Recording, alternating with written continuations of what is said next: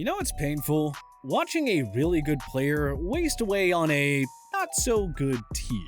Whether it's a mismatch with management, coaching staff, or just a bad fit on a team, there are plenty of reasons that players should probably be shipped elsewhere so they can maximize their potential.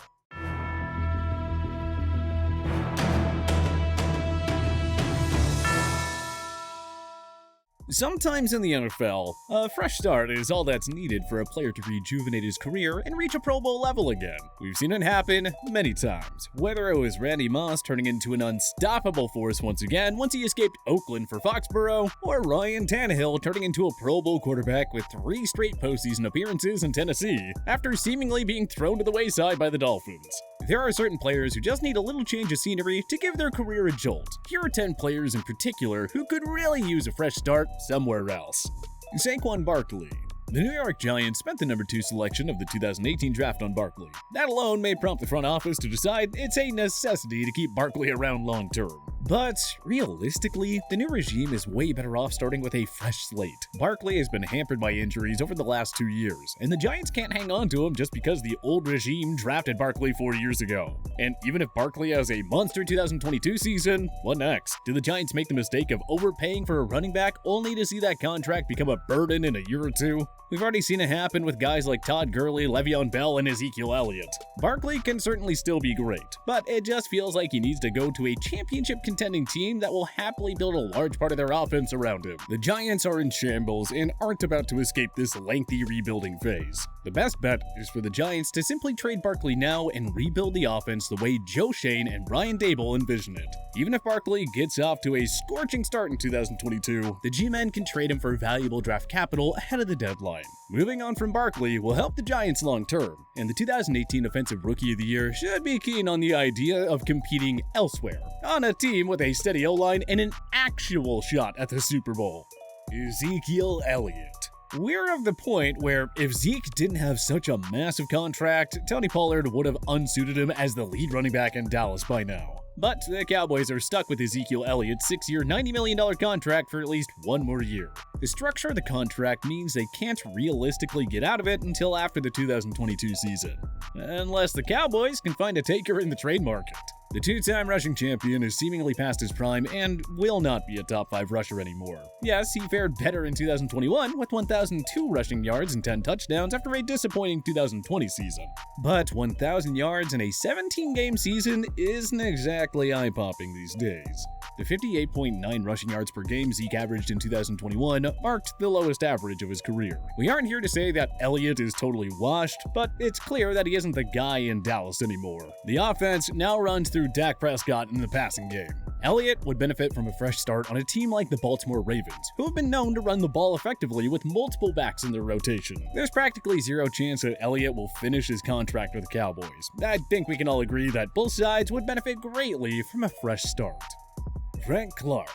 It was a bit of a surprise to see the Kansas City Chiefs bring Frank Clark back on a restructured deal. His production has been awfully inconsistent in KC, and Clark hasn't played anywhere close to earning the mega contract they handed him in 2019. The Chiefs' defense was pretty underwhelming in 2021, and the lack of pass rushers outside of Chris Jones was a key reason why.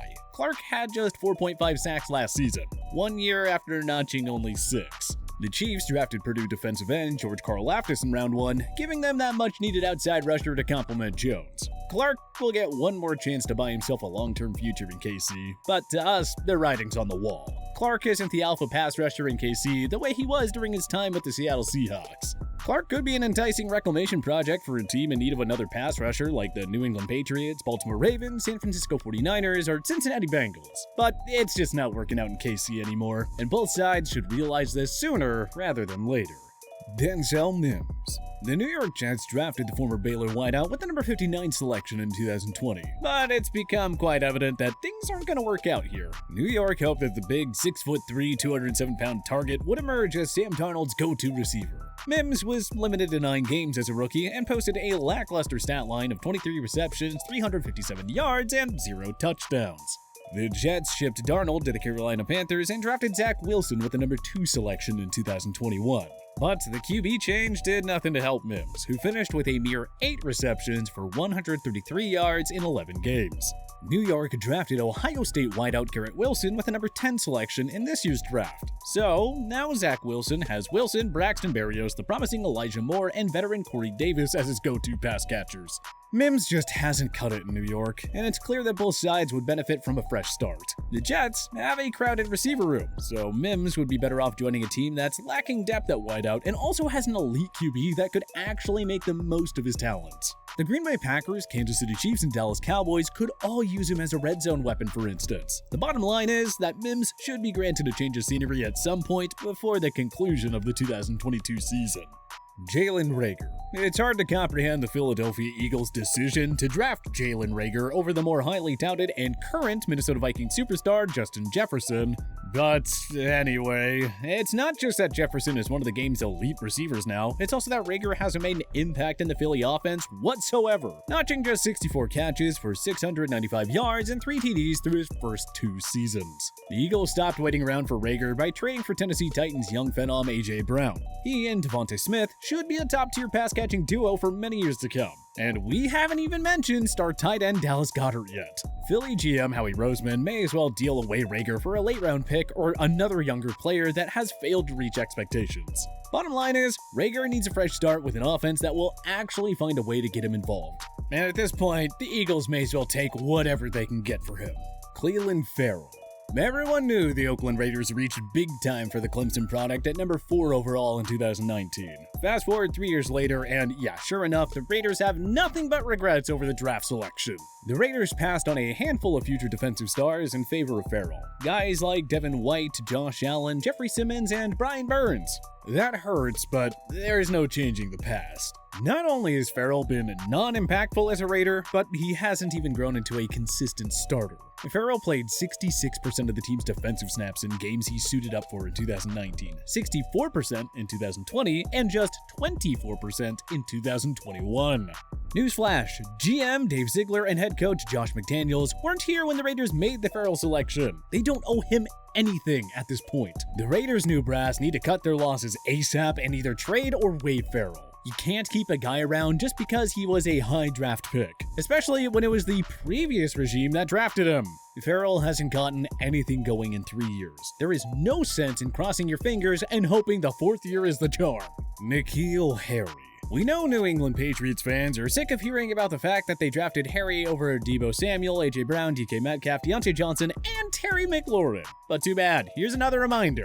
The number 32 pick of the 2019 draft simply has not cut it in Foxborough. Through 3 seasons, Harry compiled just 57 receptions for 598 yards and 4 touchdowns. That is simply not enough for a big target who's listed at 6'4" and 225 pounds. Honestly, it's pretty surprising that Bill Belichick has held on to Harry this long, considering that he requested a trade in the 2021 offseason. The Patriots have enough depth at receiver in Kendrick Bourne, Nelson Agholor, Devontae Parker, Jacoby Myers, and rookie Tyquan Thornton. That's before we mention tight ends Hunter Henry and Jonnu Smith. So yeah, the Patriots really don't need Harry at this point. Salvaging a mid or late round pick for him before he leaves in 2023 free agency is a no-brainer at this point. And maybe, just maybe, Harry will fulfill his potential with a fresh start on a new team. Kenneth Murray. The Los Angeles Chargers selection of Murray at number 23 overall in 2020 made plenty of sense at the time. Linebacker was a pressing need, and Murray initially looked like a capable long-term solution. But Murray really didn't do much as a rookie, and injuries limited him to 6 games in year 2. In those games, Murray played just 47% of the team's defensive snaps, and Pro Football Focus graded him at a woeful 34.0. The Chargers upgraded the linebacker position by acquiring 2016 Defensive Player of the Year Khalil Mack from the Chicago Bears. Austin Johnson, Kyle Van Noy, and Sebastian Joseph Day were all added in free agency to shore up the front 7 as well. So, Murray is very expendable at this point. And let us remind you that head coach Brandon Staley was not in LA when the Bolts had picked Murray. With Mack and all those newbies in the fold, you have to think it's a sign that he's tired of waiting for the former first rounder to come along. Then again, Murray is still young and could still develop into a reliable above-average starter.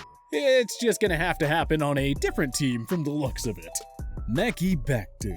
It only took less than 2 years for Beckton to find himself on thin ice in Gotham. The Jets drafted the hulking Louisville offensive tackle 11th overall in 2010, and Beckton played admirably as a rookie, earning a 74.4 grade from Pro Football Focus. The penalties and sack numbers were high, but that's usually the case for rookie offensive linemen. Beckton missed all but one game in 2021 due to a serious knee injury. Trade rumors began to surface with Beckton amid speculation that New York was unhappy with his weight and conditioning. New York then used one of their 2021 first-rounders on guard Elijah Vera Tucker, and reliable veteran Laken Tomlinson was picked up in free agency. The O-line looked to be in solid shape going forward, so maybe the Jets don't need Beckton after all. Time will only tell where they go with this, but the fact that the Jets were already discontent with Beckton after one full season is, well, typical New York Jets dysfunction. For Beckton's sake, maybe he's better off getting a fresh start and playing on a more competitive team with a competent front office. Calvin Ridley. Ridley missed most of the 2021 season after stepping away to focus on his mental health. In the offseason, the league suspended him for the entire 2022 campaign after it was discovered that he was placing bets on NFL games. That suspension felt like a confirmation that the Falcons won't be keeping Ridley beyond 2022. They even used the number 8 pick in the draft on Drake London, a strong indicator that they're prepared to move forward without their 2018 first-round pick. It's very obvious that Ridley would benefit from a change of scenery at this point. After his suspension, the Falcons should do the right thing and send him to another team. He's a Pro Bowl level talent who could flourish just about anywhere, really. And he should still be able to get Atlanta an intriguing package of draft picks in a trade. Atlanta has their new number 1 wideout in London, not to mention superstar tight end Kyle Pitts. They can get by without Ridley, who more than deserves the opportunity to start afresh in the next chapter of his career. But which other NFL players need a fresh start ASAP? Join us in the comment section below. If you like this video and learned a thing or two, clicking the like button helps out a ton. And hey, we appreciate it. If this is your first time coming around to TPS though, subscribing is a great idea because we put out videos like this every single day. But as always, thanks for watching, and we'll see you guys next time.